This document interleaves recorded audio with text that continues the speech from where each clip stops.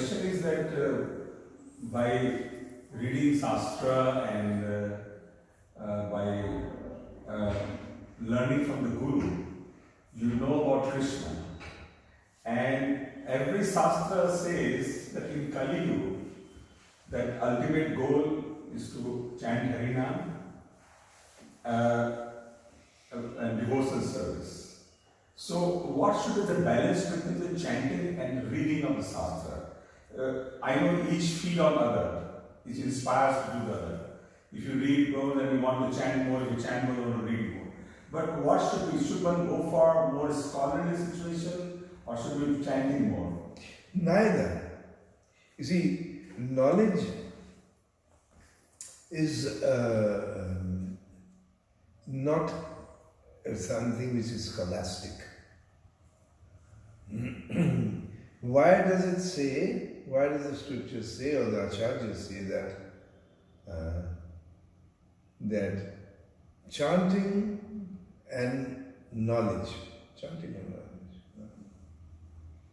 why are they interdependent? Because knowledge makes us understand what is the holy name, what are its potencies, what are its attributes, and how are we related, how should we be related. This is all knowledge. If we don't have this, then our chanting will not be on the proper level. It will be merely a pious deed, pious activity. Chanting without sambandha gyan is pious activity. Similarly, sambandha gyan without chanting is merely academic. It's an academic pursuit. So both have to go hand in hand, parallel. And what brings these two factors together, chanting and sambandha gyan and gyan, it is brought together by the spiritual potency of a pure devotee. Otherwise, one will not have proper information and gyan, and one will not know how to execute chanting properly. But to gain mercy of this pure devotee or one's spiritual master, I read somewhere, I did not know, the best service that one can do towards a spiritual master is to chant Harinam without any offenses. Is it correct? Well, it depends. If the spiritual master tells you to do so, then you should do it. You have to make it completely dependent on what the spiritual master is saying. Because for Rupa Goswami, he's saying that the spiritual master has to be served intimately.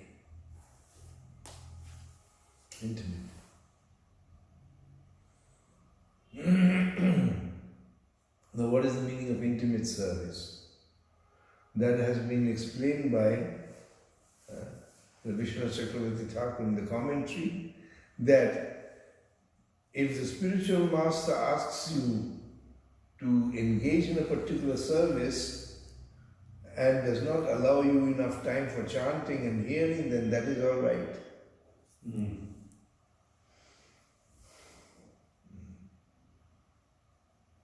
Then that is top priority. That is the meaning of rendering intimate service, spiritual master. Intimate service. Confidential service.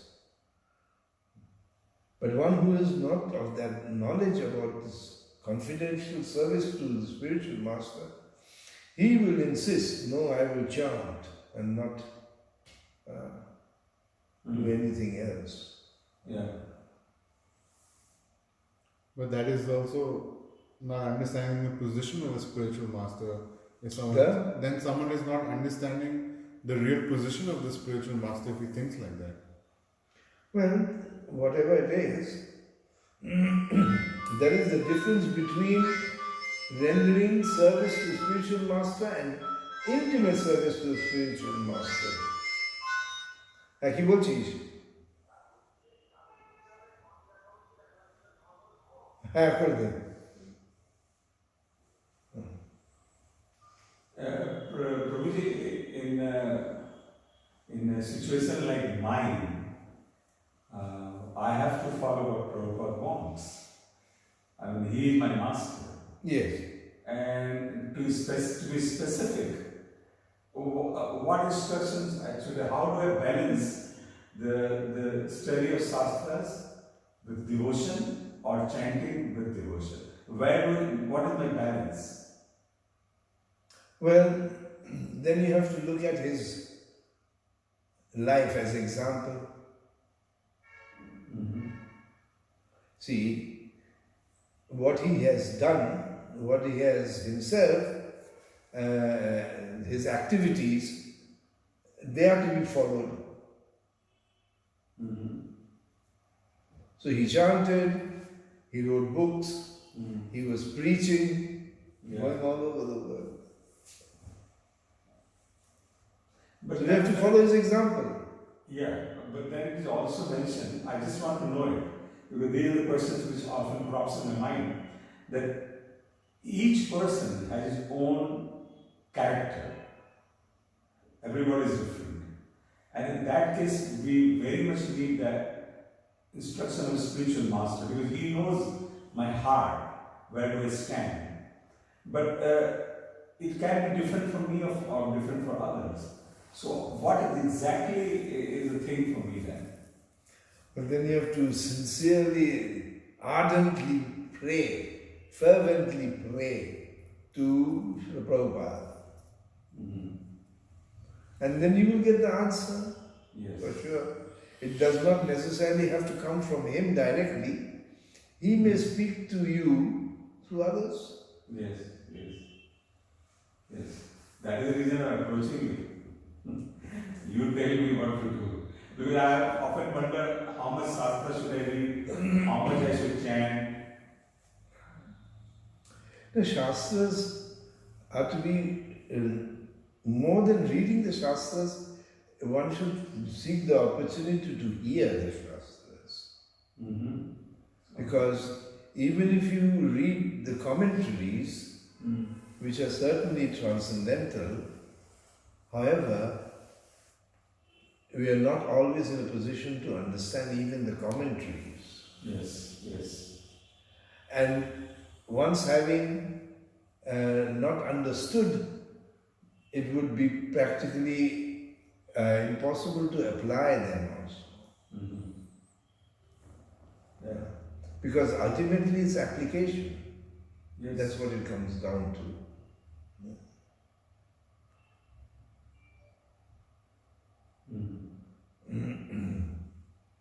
But like I read, for example, I read Prabhupada's books, and many times I just want to read more and more. Sometimes when I chant more and more, I just get carried. And the balance is lost most of the time, to be honest. Then I really don't know what is the right path, how should I pursue. I mean, you see, it's neither chanting nor reading are in any way non-devotional. So therefore one doesn't have to be afraid if one does more of one than the other and the other way around. That's all right. The main point here is that chanting, what is the quality of my chanting? That has to be improved. It's just because I have time and I'm chanting more, that's good, no doubt. But the stress should be on Offense. the quality of my, increasing the quality of my chanting. Similarly, reading also, the quality of my reading.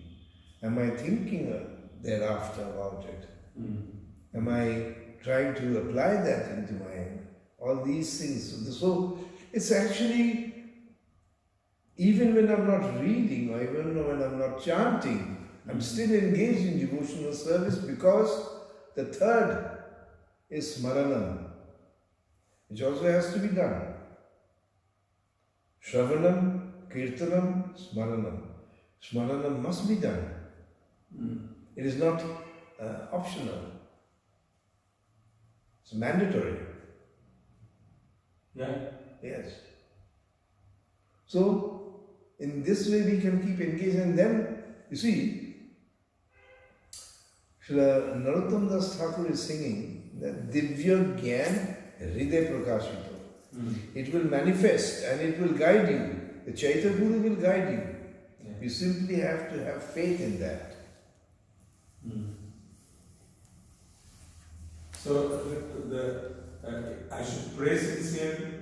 Yes. And Fervently pray. Ardently pray. And if you can shed tears, it's even better. Because of my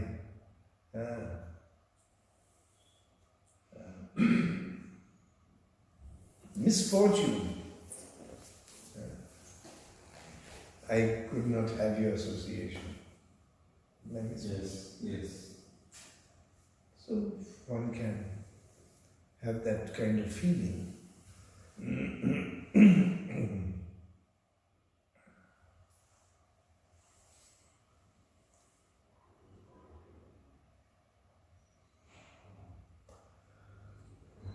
I have one more question.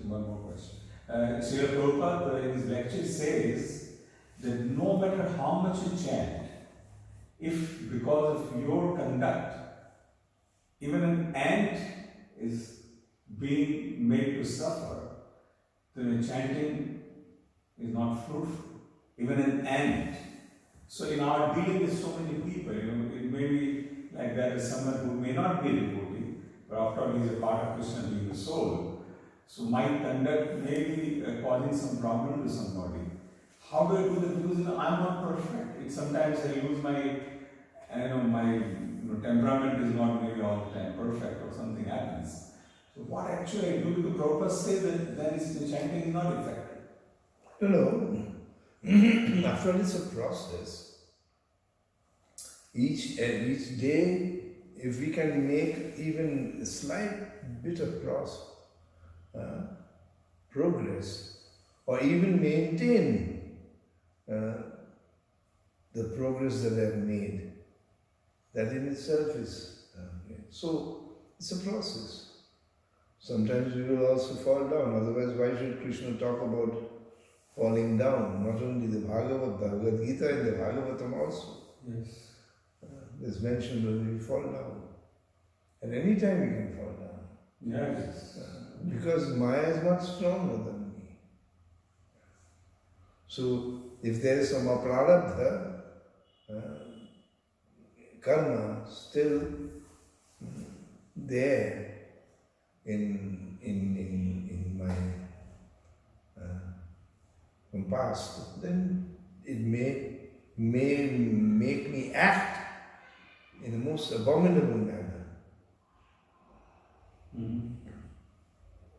So this is a very ongoing process. Yes. And because like you said, that one is actually not fall down, is already fallen. And in that way, if I try hard, sincerely, still I fall again and again, and I'm trying. So it's a very long, arduous journey actually. Yes. That it is. But while it is a long, arduous journey, you're having a lot of fun. Yes, agree. That Krishna doesn't, what should I say, doesn't take that away from you. Just now we were learning this verse, Shushukam kartum abvayam. if you're practicing it sincerely, even if you're not making advancement by leaps and bounds, still it is giving you happiness. Yeah.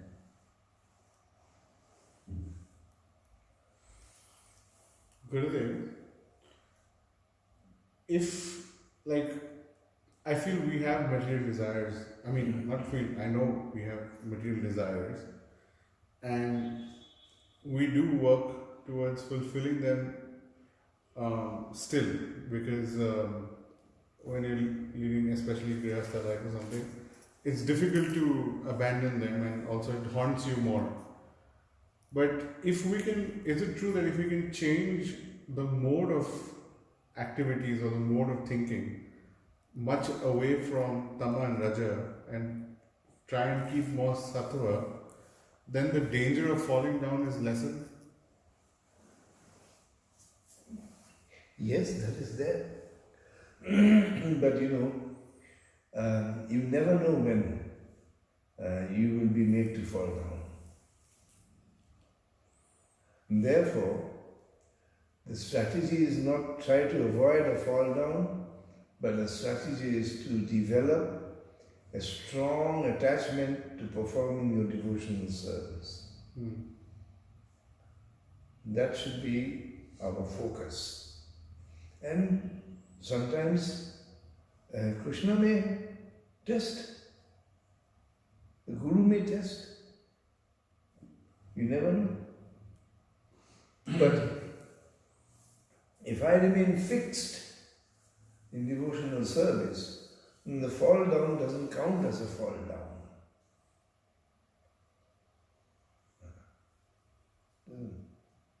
And the fall down will be a fall down if I leave the path of devotional service. That's a fall down.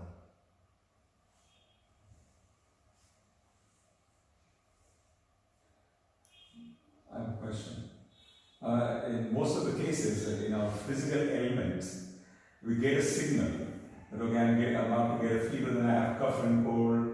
Most of the cases there is signal, something happens in the beginning. So we get alarm and then we try to rectify that. But is there any such thing where a signal is there when I know that I'm going to fall down? So right at the moment when it is developing, I can scotch it. Well, actually, the signals are always there. So therefore, I have to be always prepared. Not thinking that I will not fall down. Any moment I can fall down. Yeah, that is... Any moment, with or without signals. And even if the signal is there, I may not be able to interpret it as a signal. Yeah, because my gyan is distorted. So therefore, to be always awake and aware. Uttishtata jagrato prapya bhayam. Uttishta. Uttishta means stand up. Jagrata means awake. I have to be all the time awake.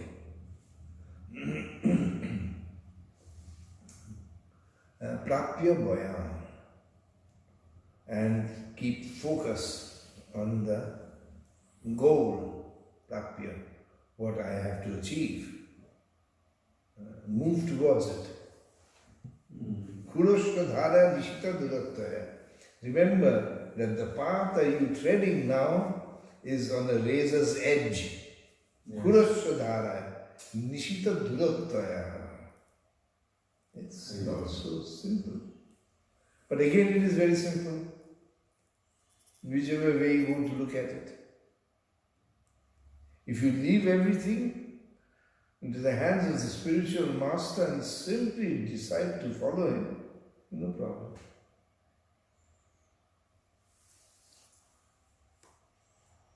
At every juncture we have to think, what will my spiritual master advise me? And then it will come. It comes. This is the mystery, but it's still happens. Yeah. Once you told us that at the time of leaving the body, it is very important that we remember the Lord. But I remember you told us that if something goes wrong at that particular moment, then the grace of the Guru comes into play and he makes it happen that I can remember the Lord. Is it like that? Not really. I mean, you see, the point is that the Lord Himself never forgets. We may forget the Lord, but the Lord will remember all the times that I remembered Him. And then what is the role of Guru at that particular juncture? You may remember the Guru also. The Guru's role is to always encourage me on my path to spiritual self. No, I mean that specifically But the Guru may not be present there at that time. Yeah, he of course. Then, Yes. so the Paramatma is there, is a Guru, not different from Guru. Mm-hmm. But the point is that Krishna never forgets. We may forget at the time of death to think of Krishna. But Krishna will not forget all the times that you have thought of Him, sung His glories. He will not forget.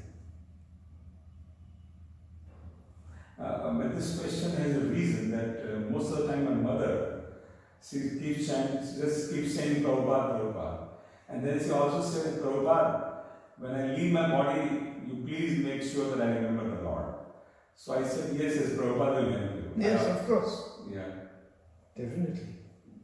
Mm. Yeah. Just by remembering Prabhupada, you remember the Lord. Yeah. That is the symptom of a pure devotee. Is as soon as you see a pure devotee, you remember the Lord and chant His name. Mahaprabhu said, and these are the three types. Kanishta is one who doesn't have the scriptural conclusions. And so he has to be reminded always to chant. The Madhyamadikari has some degree of scriptural conclusion, realization, and therefore he chants. And he chants, tries to chant continuously. And the pure devotee is, he makes others chant simply by his appearance. Yes.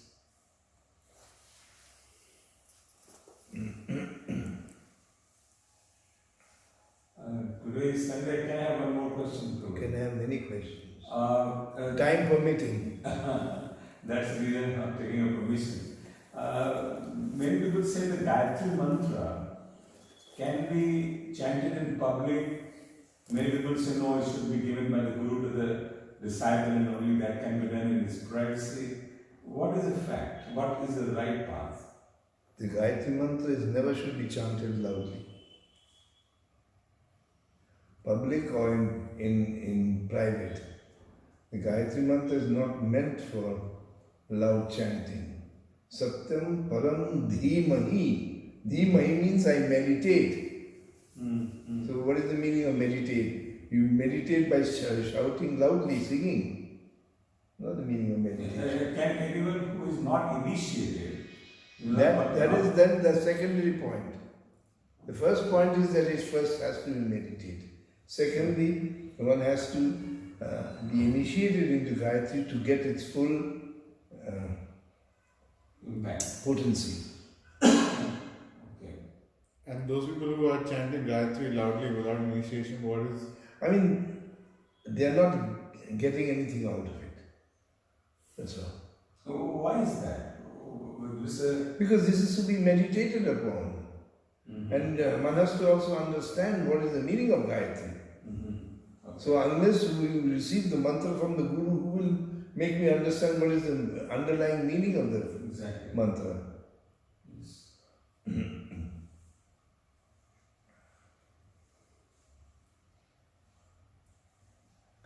Any more questions?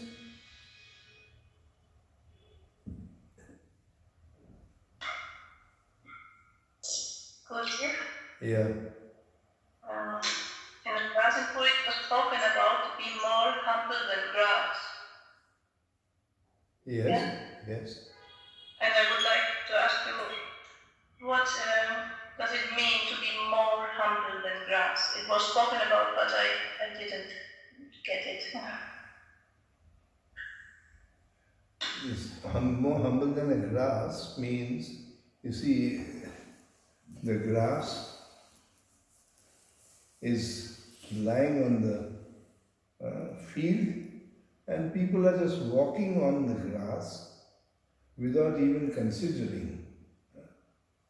Just like if while you're walking and if you see an insect, a butterfly, or you will immediately, or an ant, then you will immediately try to avoid trampling on it.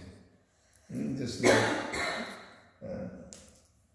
when Jagharat was given the palanquin to carry Rahugana,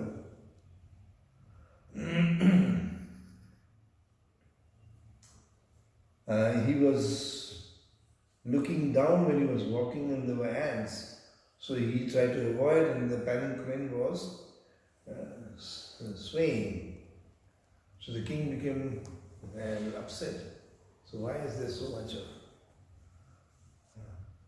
turbulence?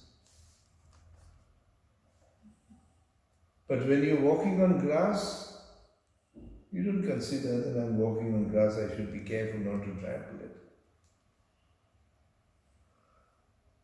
And the grass is also a living entity,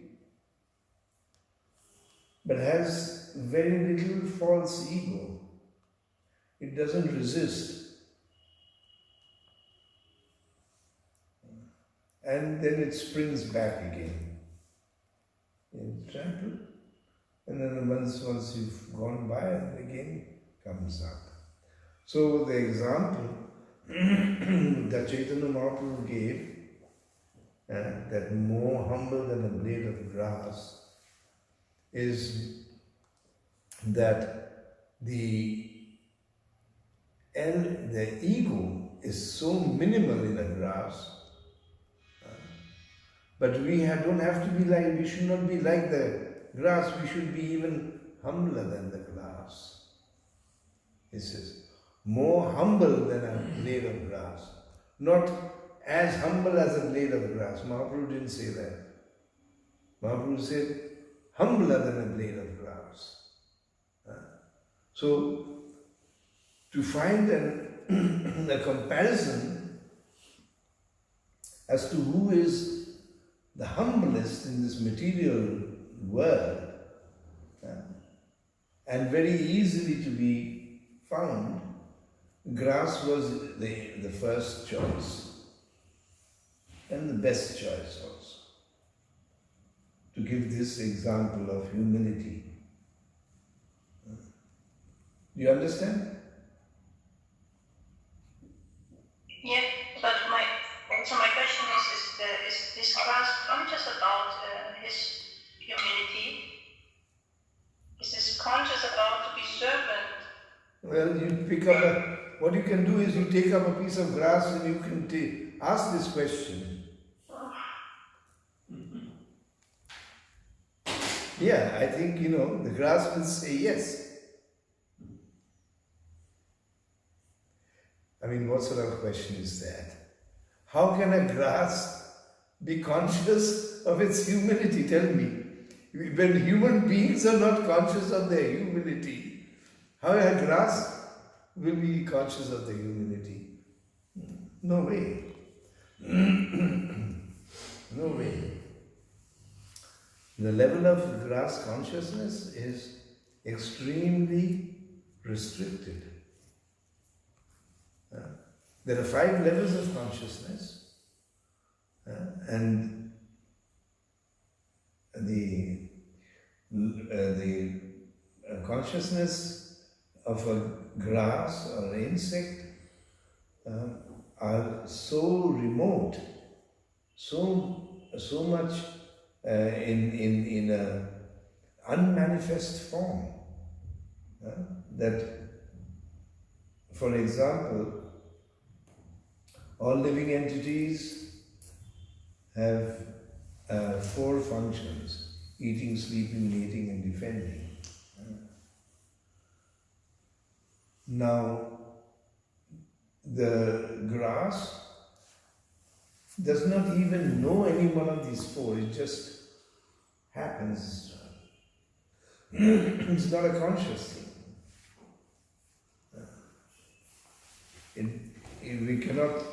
We don't know if the grass is protecting itself, or the grass is eating. This is not to be seen, it's not manifest. So such is the level of its consciousness. So how can the grass know whether it's humble or not?